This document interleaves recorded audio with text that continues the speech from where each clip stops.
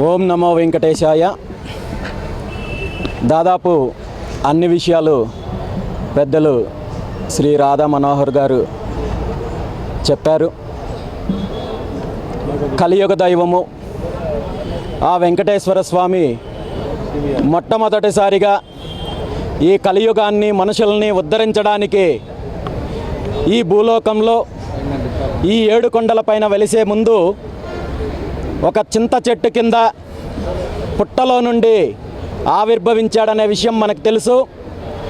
ఈరోజు ఆ స్వామివారికి జరిగిన అపచారాలను, ఆ స్వామివారి భక్తులకు ప్రసాదంగా ఇచ్చే లడ్డూలో జరిగిన అపచారాలను,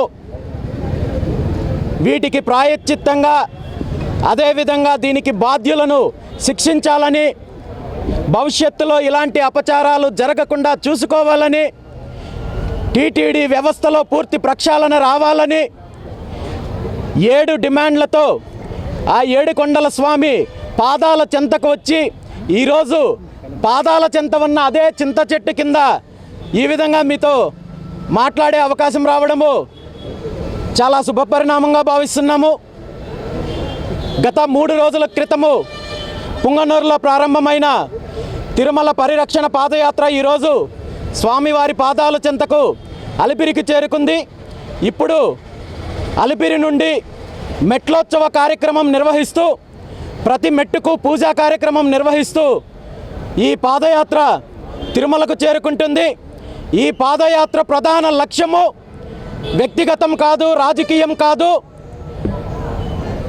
ఏదైతే కలియుగ దైవం వెంకటేశ్వర స్వామికి జరిగిన అపచారము, స్వామివారి నైవేద్యాలకు స్వామివారి భక్తులు ఎంతో ప్రీతికరంగా స్వీకరించే లడ్డూలో ఉపయోగించే నెయ్యి కల్తీ నెయ్యి అని, నిషేధిత వస్తువులు వాడిన నెయ్యి, నాసిరకం నెయ్యిని వాడి వ్యాపార ధోరణితో అవినీతి కోసము ఇంతటి ఏదైతే ఇలాంటి దారుణానికి పాల్పడ్డారో వాళ్ళందరినీ కూడా గుర్తించి దీని వెనుక ఉన్న అప్పటి ప్రభుత్వ అధినేతలను కావచ్చు, అదేవిధంగా అప్పుడు పనిచేసిన టీటీడీ బోర్డు చైర్మన్ కావచ్చు, మెంబర్స్ కావచ్చు, అధికారులు కావచ్చు, వీళ్ళందరినీ కూడా వెంటనే గుర్తించి, తప్పు చేసిన వాళ్ళని గుర్తించి, భవిష్యత్తులో ఇలాంటి తప్పు ఎవరైనా చెయ్యాలంటే కూడా వణుకు పుట్టే విధంగా శిక్షించాల్సిన అవసరం ఉందని చెప్పి తెలియజేస్తూ, దాంతోపాటు ఇలాంటి తప్పిదాలు భవిష్యత్తులో జరగకుండా టీటీడీ వ్యవస్థలో, పరిపాలనలో, పాలక మండలిలో పూర్తిగా ప్రక్షాళన తీసుకురావాలని ఆవశ్యకతను గుర్తు చేస్తూ, టీటీడీ వ్యవస్థ అంటే ఏ పార్టీ అధికారంలోకి వస్తే ఆ పార్టీ నాయకులకు పదవులు ఇవ్వడానికో, ఆ పార్టీకి సంబంధించిన వాళ్ళకి కాంట్రాక్ట్లు ఇవ్వడానికో కాకుండా స్వామివారి కైంకర్యాలకు, స్వామివారి ప్రసాదాలకు, స్వామివారి భక్తులకు సేవ చేయడంతో పాటు ధార్మిక ప్రచారాన్ని, హైందవ ధర్మాన్ని ప్రపంచంలో నలుమూలలుగా వ్యాప్తింకి చేయడానికి మాత్రమే టీటీడీ పనిచేయాలి తప్ప ప్రభుత్వంలో ఉన్న పెద్దల కోసము, పార్టీల కోసము కాదనే విషయాన్ని ఈ సందర్భంగా డిమాండ్ చేస్తూ, అంతకంటే ముఖ్యమైన విషయము, ఈరోజు టీటీడీ ప్రతి సంవత్సరము ధర్మ ప్రచారం పేరుతో వందల కోట్ల రూపాయలు ఖర్చు చేస్తున్నారు.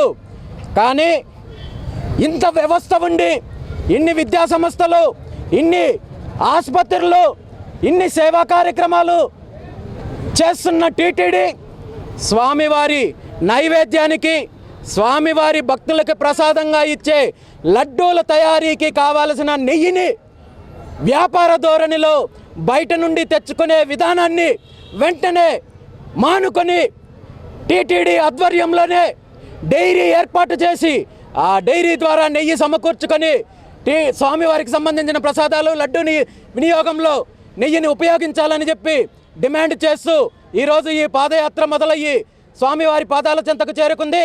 ఇది కేవలము మొదటి అడుగు మాత్రమే. రాబోయే రోజుల్లో ఈ డిమాండ్లను నెరవేర్చడం వరకు కూడా ప్రభుత్వం పెద్దలు, అదేవిధంగా టీటీడీ అధికారులు వీటన్నింటినీ అమలు చేసేంత వరకు ఈ పోరాటం కొనసాగుతుంది. ముఖ్యంగా భారతదేశంలో ప్రపంచవ్యాప్తంగా ఉన్న హిందూ సమాజం మేల్కోవాల్సిన అవసరం ఉంది.